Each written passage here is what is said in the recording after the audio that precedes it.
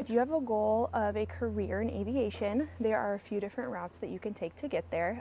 We're going to go over a few of those and talk a little bit about the details and the differences and what would be the right fit for you. So some of those options are you could do an accelerated program like we offer here, could do it recreational self-paced, and then you could go to a 4-year college program. One of the biggest differences between these three is the amount of time it's going to take you.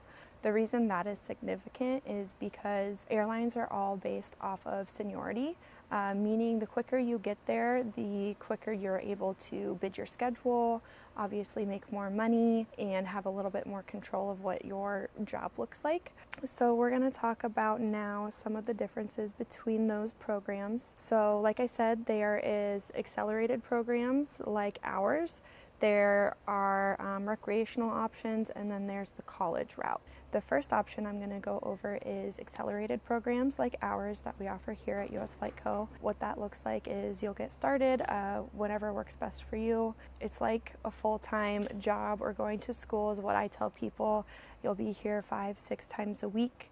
You'll have homework or at-home study that you'll complete, written exams, check rides, all of the things. So prepare for it like you're in college.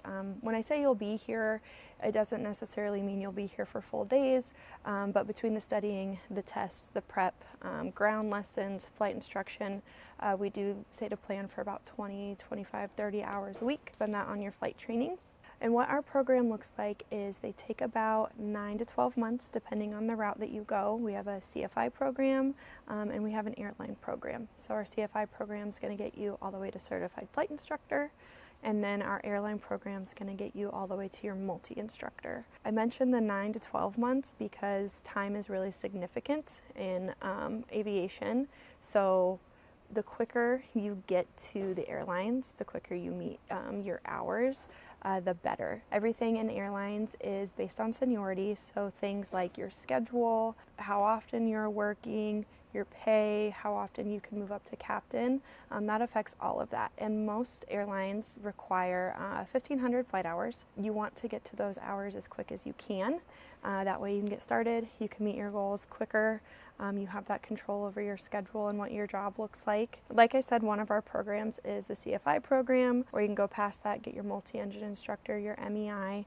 Once you get to that point, you are eligible to instruct students. It's going to be the quickest route to getting that 1,500 hours. Your students' flight hours count towards yours, so the more students you have, the quicker you will get to that time and you can get started. The second training option I'm going to cover is going to a 4-year college. Some of the biggest differences between going to college and doing an accelerated program like ours is going to be time. Like I stated before, time is one of the biggest and most important things when you're starting a career in aviation. So obviously it's a 4-year college degree program. So it's going to take you at least 4 years to finish their program. Once you're finished with their program, you're still going to have to meet that hour requirement for the 1,500 hours and for other airlines. Once you finish that 4 years of training, you then have a couple more years of building that time versus an accelerated program that gets you done in a year, and then you can start that time building. Another thing about going the college route is that airlines, most of them, no longer require degrees.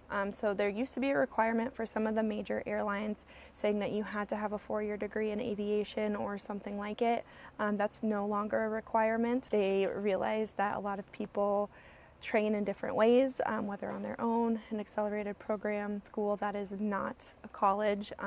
So they've gotten rid of that requirement. Not getting a degree while you do your flight training is not a big deal.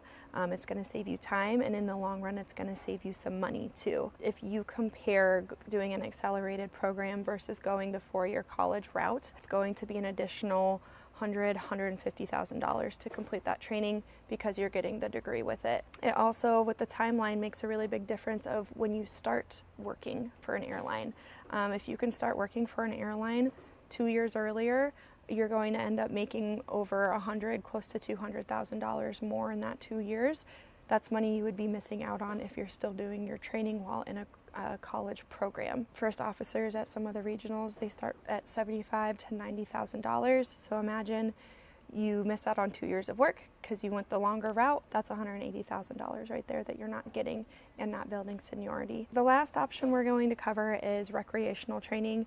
This is going to take you the longest. It's basically self-paced, so if you're someone that just wants to pay out of pocket every flight, pay as you go, you could only come a couple times a week. Some people do that and it's achievable. It just takes a lot longer. It does end up costing a little bit more, but if that's something you're interested in, career change, that is always an option. But if you're looking for a career in aviation and you want to get there quickly, we do recommend going the accelerated program route. And if you're interested, go ahead and get a hold of us. We would love to do a tour and go over all the details with you.